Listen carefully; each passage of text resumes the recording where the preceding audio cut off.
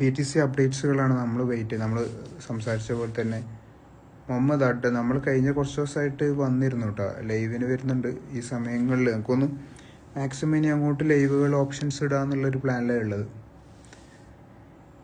മാർക്കറ്റിനെ സംബന്ധിച്ചിടത്തോളം നമ്മൾ ഇപ്പോഴത്തെ സിറ്റുവേഷൻ എങ്ങനെയാണ് കൈകാര്യം ചെയ്യണമെന്ന് പറയാം. കുറേ ആൾക്കാർക്ക് പോയ മട്ടാണല്ലോ എന്ന് ജംഷീർ പറയുന്നുണ്ട്. What next move? Good evening bro Junaid. അപ്പോൾ നമ്മുടെ ഇടയിലുള്ള ചോദ്യമാണ് ബിയർ മാർക്കറ്റിൻ്റെ സാധ്യതകൾ എങ്ങനെയാണ്. ഇപ്പോൾ നമ്മൾ മനസ്സിലാക്കേണ്ട കാര്യം എന്ന് പറഞ്ഞാൽ, ഇപ്പോൾ കഴിഞ്ഞ ഹാൾവിങ്ങിന് ശേഷം നമ്മൾ എക്സ്പെക്റ്റഡ് ആയിരുന്ന, എനിക്ക് ഇന്നലെ ഒരു ചോദ്യം, ഇഷ്ടപ്പെട്ടൊരു ചോദ്യം വന്നിരുന്നു.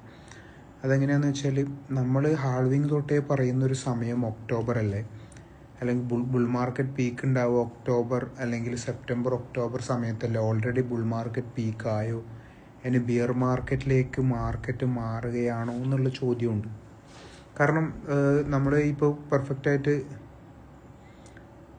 ജുനൈദ്, ഇപ്പോൾ നമ്മൾ പെർഫെക്റ്റായിട്ട് ഇപ്പോൾ സംസാരിക്കുന്ന ഇടയിൽ നമ്മൾ കഴിഞ്ഞ ഹാൾവിങ്ങിൻ്റെ ഡേറ്റ് നോക്കിയപ്പോൾ കറക്റ്റ് എന്ന് പറഞ്ഞാൽ ഒക്ടോബർ നവംബർ റേഞ്ചിലാണ് ശരിക്കും പറഞ്ഞാൽ ഈ ഓൾ ടൈം ഹൈ വേണ്ടത്.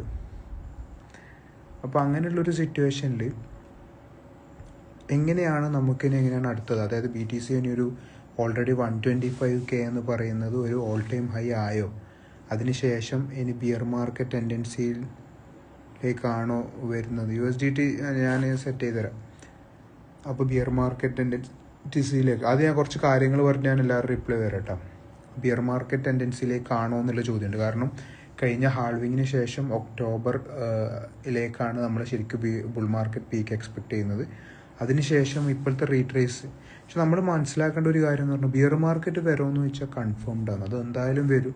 അതിപ്പോൾ മാർക്കറ്റ് കറക്ഷൻ പ്രകാരം എത്രത്തോളം ബിറ്റ് കോയിൻ കുറയാന്ന് പറഞ്ഞാൽ, എനിക്ക് തോന്നുന്നു വരുന്ന ബിയർ മാർക്കറ്റിൽ നമുക്കൊരു 50K തൊട്ട് 69K എന്ന് പറയുന്ന റേഞ്ച്, അല്ല 45ൻ്റെയും 60ൻ്റെ ഇടയിൽ, അല്ലെങ്കിൽ 69ൻ്റെ ഇടയിൽ, ആ റേഞ്ചിൽ 70ൻ്റെ ഇടയിൽ, ഈ ഒരു റേഞ്ചിൽ ഇപ്പോഴത്തെ റേഞ്ചിൽ നിന്ന് കുറയുകയാണെങ്കിൽ നമ്മൾ ബിയർ മാർക്കറ്റിൽ BTC എക്സ്പെക്ട് ചെയ്യേണ്ടതാണ്. രണ്ടാമത്തെ വിഷയം എന്ന് പറയുന്നത്, എങ്ങനെയാണ് ബിയർ മാർക്കറ്റ് കൺഫർമേഷൻ വരിക എന്ന് പറഞ്ഞാൽ, നമുക്കറിയാം ബിറ്റ് കോയിൻ ഒന്ന് പറയുന്നത് ഒന്ന് ഹയർ ഹൈ ഉണ്ടാക്കിയിരുന്നു 125 അതിനുശേഷം ഈ 200 വീക്ക് സപ്പോർട്ട് ബ്രേക്ക് ആയിട്ടുണ്ട്. ഇപ്പോൾ 50 വീക്ക് സപ്പോർട്ടിൻ്റെ അവിടെയാണ്.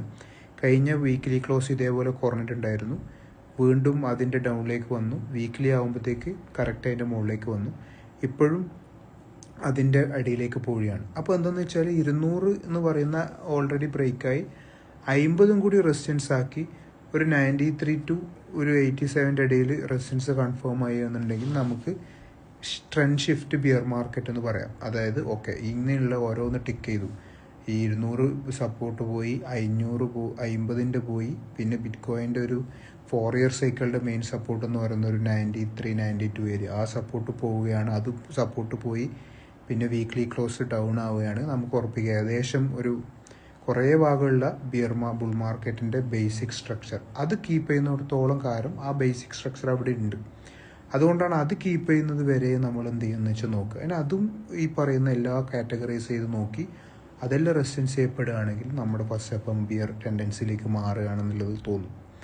അങ്ങനെയുള്ള സാഹചര്യത്തിൽ നമ്മൾ എന്ത് ചെയ്യുമെന്ന് വെച്ചാൽ, പിന്നെയുള്ള നമ്മൾ 10x കോയിൻസിലൊക്കെ നമ്മൾ ആ സിറ്റുവേഷനിൽ നിന്ന് ഏതോ പോയിന്റ് ഒന്ന് മനസ്സിലാക്കി അവിടുന്ന് സെൽ ഓഫ് ചെയ്ത് പിന്നെ റീബൈ ഓപ്ഷൻസ്, ഈ കുറച്ചും കൂടിയും വളരെ ലോ എന്ന് റീബൈ ഓപ്ഷൻസ് എന്നുള്ള പാറ്റേണിലേക്ക് മാറ്റലാം.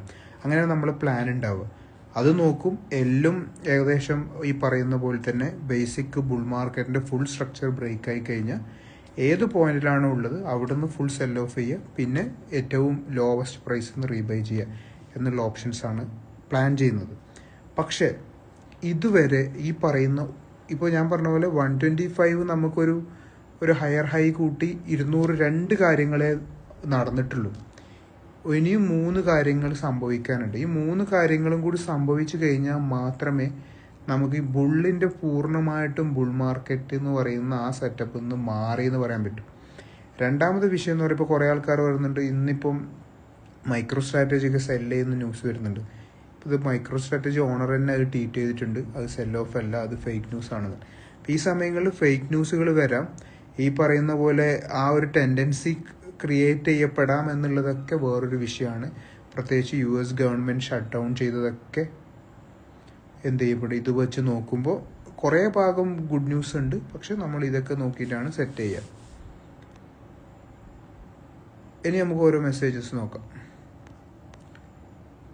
ഇംസാൻ അലി, നിൻ്റെ ഒരു അനാലിസിസ് ശരിയല്ല എന്ന് പറയുന്നത്. ഓക്കെ, അത് ശരി, അത് ഞാൻ ഒരിക്കലും 100% കറക്റ്റ് ആണെന്നുള്ള ഒരു എക്സ്പെക്റ്റേഷൻ നമ്മൾ പറയുന്നില്ല.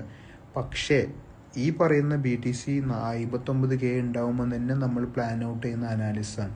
പ്രീ ഹാൾവിങ്, പോസ്റ്റ് ഹാൾവിങ് ഒക്കെ പ്ലാൻ ഔട്ട് ചെയ്യാണ്. 100K നമ്മൾ പ്ലാൻ ഔട്ട് ചെയ്യാം. ഇപ്പോഴാണ് നമ്മൾ ഈ പറയുന്ന BTC 102, 104 നമ്മളിത് സംസാരിക്കുന്നത് 27, 22K തൊട്ടാണ്. അപ്പം അതെന്ന് പറയുന്നത് അതിനുശേഷം ഹാൾവിങ്, പ്രീ ഹാൾവിങ്, പോസ്റ്റ് ഹാൾവിങ് ഒക്കെ കഴിഞ്ഞ് BTC 100K എത്തിയിട്ടാണ് നമ്മുടെ അനാലിസിസ് ഇവിടെ നിൽക്കുന്നത്. അപ്പോൾ ഈ ഒരു ഏരിയ, ഇംസാൻ അലി പറയുന്ന പോലെ ഈ ഒരു ഏരിയയിൽ അനാലിസിസിൽ മിസ്റ്റേക്ക് പറ്റാം. പക്ഷെ ഇതുവരെയുള്ള നമ്മുടെ ഈ പറയുന്ന അനാലിസിസ് പ്രകാരം തന്നെയാണ് നമ്മൾ ഈ 100K എന്ന് പറയുന്ന അനാലിസിൽ എന്ന് പറയുന്ന BTCയിലേക്ക് എത്തിയത്. ആ സമയങ്ങളിലൊക്കെ BTC 27K, 48K, 60K ഒക്കെ ഉണ്ടാകുമ്പോഴാണ് നമ്മൾ 100K കണ്ടത് എന്നുള്ളത് ഒരു ഇമ്പോർട്ടൻ്റ് വിഷയമാണ്. അത് സൈൻ ചെയ്തു. ഈ പറയുന്ന പോലെ തന്നെ വാട്ട് നെക്സ്റ്റ് എന്ന് പറയുന്നതിൽ ഞാൻ ഇത് ചെയ്തിട്ടുണ്ട്. അതിൻ്റെ ഈ വീഡിയോ തന്നെ ഞാൻ അപ്ലോഡ് ചെയ്യും. അത് ഒരു ഇമ്പോർട്ടൻ്റ് ആയ കാര്യം. പോസിറ്റീവ് ആയിരുന്നു എന്ന് ഫർദർ ചോദിക്കുന്നുണ്ട്. കുറേ മാർക്കറ്റിൽ അതിന് പ്രത്യേകിച്ച് നെഗറ്റീവ് ന്യൂസ് ഒന്നും വന്നിട്ടില്ല. എന്നിട്ട് പോലും ഈ പറയുന്ന പോലെയുള്ള സിറ്റുവേഷൻസ് ആണ്. എന്തുകൊണ്ട് നമ്മൾ ഈ പറയുന്ന ബേസിക് സപ്പോർട്ട് ബ്രേക്ക് ഇതെന്ന് പറയുന്ന ഒറ്റ ഒരു കാര്യമേ ഉള്ളൂ. ബുൾ മാർക്കറ്റ് പീക്ക് ബിയർ മാർക്കറ്റിൽ, ഈ ബിയർ മാർക്കറ്റിലേക്ക് പോകുന്നത് എങ്ങനെയാണ്? ഈ പറയുന്ന പോലെ basic bull market support break ചെയ്താൽ മാത്രമേ നമുക്ക് ബിയർ മാർക്കറ്റ് സെറ്റപ്പിലേക്ക് മാറി എന്ന് പറയാൻ പറ്റും. അല്ലാണ്ട് നമ്മൾ ചിലപ്പോൾ ഇതാവും. അത് സംഭവിച്ചാൽ നെക്സ്റ്റ് ബിയർ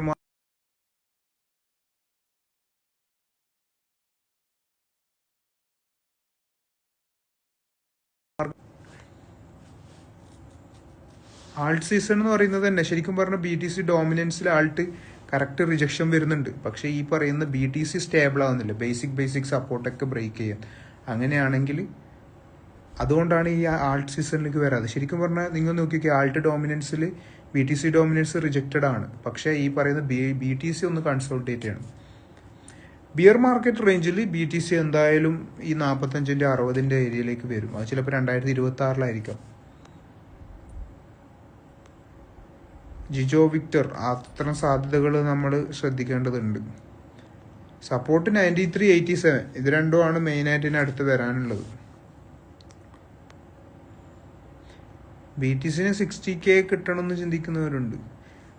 പിന്നുള്ളൊരു വിഷയം എന്താണെന്ന് വെച്ചാൽ നമുക്ക് ഇതിൻ്റെയൊക്കെ അനാലിസിസ് പ്രകാരം മൂവ് ചെയ്യാനേ പറ്റും. രണ്ടാമത്തെ വിഷയം എന്ന് പറയുന്നത് ഇപ്പോൾ ഒക്ടോബർ 10 എന്താ സംഭവിച്ചത്? BTC 125K എന്ന് പറയുന്ന മേജർ സപ്പോർട്ടിൻ്റെ ഏരിയയിൽ ഒറ്റ ട്വീറ്റ് പ്രകാരം അന്നുണ്ടായ മാനിപ്പുലേഷൻ എന്ന് പറയുന്നത് വളരെ ഹെവിയാണ്. ട്രംപ് ഒരു ട്രേഡ് വാർ അനൗൺസ് ചെയ്യുന്നു, ഫുൾ മാനിപ്പുലേറ്റഡ് ആക്കുന്നു. BTC എന്നല്ല പല കോയിനും ബിയർ മാർക്കറ്റിലൊക്കെ വരുന്നു. അതൊക്കെ ഈ പറയുന്നത് പോലെ അൺഎക്സ്പെക്റ്റഡ് ഈവൻസ് ആണ്. ഇതൊന്നും നമുക്ക് കൺഫേം ചെയ്യാനോ നമുക്ക് ചാർട്ട് വൈസ് അനാലിസ് ചെയ്യാനോ പറ്റാത്ത രീതിയിലുള്ള മാനിപ്പുലേഷനാണ്. അപ്പം അത്തരം സിറ്റുവേഷൻസുകൾ മാർക്കറ്റിൽ വന്നുകൊണ്ടേയിരിക്കുന്നുണ്ട്.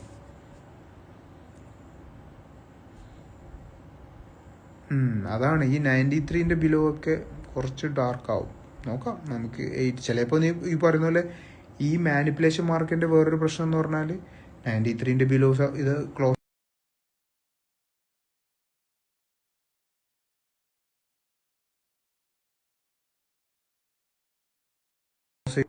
ഓക്കെ ഞങ്ങൾക്ക് കോൾ വന്നുകൊണ്ടിരിക്കുന്നുണ്ട്. ഞാൻ ഒന്ന് കട്ട് ചെയ്യുന്നുണ്ട്.